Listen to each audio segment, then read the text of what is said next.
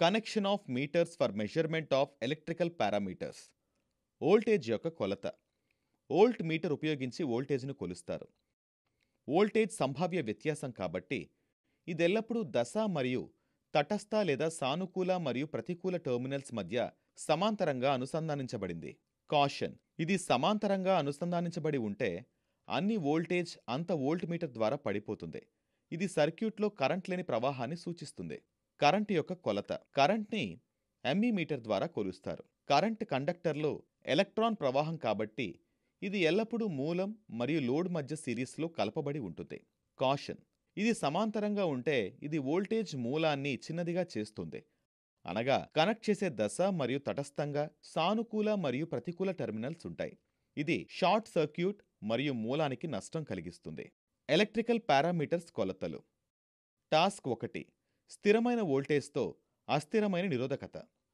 Step 1: voltage వలె 12 volt battery మరియు rheostat కోసం వేరియబుల్ రెసిస్టర్ వోల్ట్మీటర్ మరియు అమీటర్ స్విచ్ ద్వారా అనుసంధానించబడింది. స్టెప్ 2: తక్కువ నిరోధకత సమయంలో వైర్ ఉపయోగించి ఇన్పుట్ పాయింట్ వద్ద బ్యాటరీ యొక్క సానుకూల టెర్మినల్ను రియోస్టాట్కు కనెక్ట్ చేయండి. స్టెప్ 3: రియోస్టాట్ యొక్క అవుట్పుట్ పాయింట్ను అమీటర్ యొక్క సానుకూల టెర్మినల్కు మరియు అమీటర్ యొక్క నెగిటివ్ టెర్మినల్కు బ్యాటరీ యొక్క నెగిటివ్ టెర్మినల్కు కనెక్ట్ చేయండి. స్టెప్ 4: వోల్టేజ్ టెర్మినల్ వోల్టేజ్ అంతటా అదే ధ్రువణతో కనెక్ట్ చేయండి. స్టెప్ 5: రియోస్టాట్ దాని యొక్క కనీస స్థానంలో ఉంచబడిందని నిర్ధారించుకోండి. స్టెప్ 6: స్విచ్ని మూసివేయండి. స్టెప్ 7: స్విచ్ మూసివేయబడినప్పుడు తక్కువ నిరోధకత కారణంగా అమీటర్ కరెంట్ ఆకస్మికంగా పెరగడం గమనించొచ్చు. స్టెప్ 8: క్రమంగా నిరోధకతను పెంచడానికి కొద్ది దూరం కోసం రియోస్టాట్లో స్లైడింగ్ ముందుకు జరపండి మరియు ఇచ్చిన పట్టికలోని అమీటర్ మరియు వోల్ట్ మీటర్ రీడింగ్లను గమనించండి. స్టెప్ 9: మళ్లీ స్లైడింగ్ను మరింత ముందుకు జారడం ద్వారా నిరోధకతను పెంచండి మరియు రీడింగ్లను గమనించండి. స్టెప్ 10: నిరోధకత పెరిగినప్పుడు కరెంటు విలువ తగ్గుతుందని మీరు చూడొచ్చు. ఇప్పుడు నిరోధకత వాల్యూని R=V/Iను ఉపయోగించి కనుక్కోండి. అమీటర్ పఠనం మరియు లెక్కించిన నిరోధకతను ఉపయోగించి గ్రాఫ్ను గీయండి. గ్రాఫ్ నుండి నిరోధకత పెరిగినప్పుడు కరెంట్ తగ్గుతున్నట్లు మీరు చూడొచ్చు. అందువల్ల కరెంట్ నిరోధకతకి విలోమానుపాతంలో ఉంటుంది.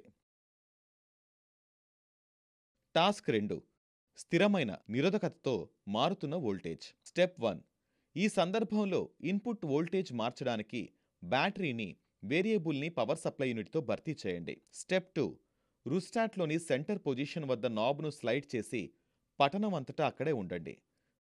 స్టెప్ 3: విద్యుత్ సరఫరా కనీస స్థానంలో ఉంచబడిందని నిర్ధారించుకోండి, అనగా 0 వోల్టేజ్ వద్ద. స్టెప్ 4: స్విచ్ని మూసివేయండి. స్టెప్ 5: అప్పుడు క్రమంగా ఆర్పిఎస్ విద్యుత్ సరఫరా యూనిట్ నుండి ఇన్పుట్ వోల్టేజ్ని 2 వోల్ట్లకు పెంచండి మరియు అమీటర్ రీడింగ్ని గమనించండి. స్టెప్ 6: తీసుకున్న ప్రతి రీడింగ్ ఇన్పుట్ వోల్టేజ్ను 2 వోల్ట్లకు పెంచండి. R=V/I ఫార్ములాను వాడి నిరోధకత యొక్క విలువను కనుక్కోవచ్చు. పైన ఉన్న రీడింగ్ల ద్వారా వోల్టేజ్ మరియు కరెంట్ యొక్క గ్రాఫ్ను గీయండి. పై గ్రాఫ్ నుండి వోల్టేజ్ పెరిగినప్పుడు కరెంటు పెరుగుదల కనిపిస్తుంది. అందువల్ల వోల్టేజ్ కరెంటుకు అనులోమానుపాతంలో ఉంటుంది. ఈ వీడియో నుండి ఓమ్స్ లాలో పేర్కొన్న విధంగా ఎలక్ట్రికల్ పారామితుల మధ్య సంబంధాన్ని మీరు అర్థం చేసుకుంటారని మరియు ఓమ్స్ లా నిరూపించడానికి ప్రయోగం చేయగలరని నేను ఆశిస్తున్నాను. చూసినందుకు ధన్యవాదాలు. మంచి రోజు.